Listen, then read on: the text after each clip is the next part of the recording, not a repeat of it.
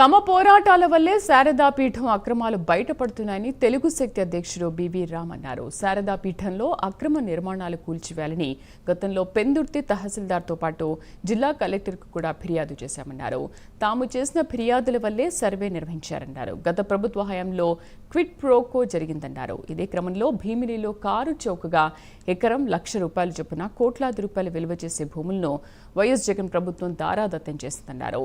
అక్కడ ఆశ్రమం నిర్మిస్తామని చెప్పి వాణిజ్య అవసరాల కోసం ఆ స్థలాన్ని శారదాపీఠం ఉపయోగించే ప్రయత్నం చేసిందని బివి రామ్ ఆరోపించారు.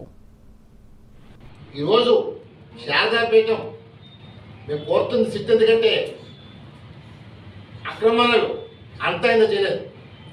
ముఖ్యంగా జగన్మోహన్ రెడ్డి స్వరూప శాస్త్ర ఎదురు విప్రో చేసి విపరీతమైన లావాదేవీలు జరిగినాయి, ఇల్లీగల్ ట్రాన్సాక్షన్ జరిగినాయి.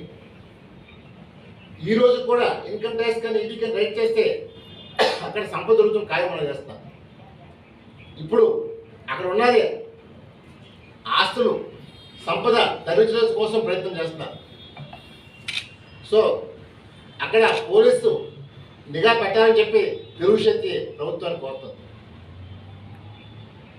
గతంలో మనం చూసాం, స్కిల్ డెవలప్మెంట్ కేసు ఏమీ లేకపోయినా సరే చంద్రబాబు నాయుడు గారి పైన తప్పుడు కేసు పెట్టి జైల్లో పెట్టారు. మరి ఈరోజు సాక్షాత్తు గత ప్రభుత్వం 300 కోట్లు చేసి భూమిని దారదత్తం చేసి ఆ భూమిని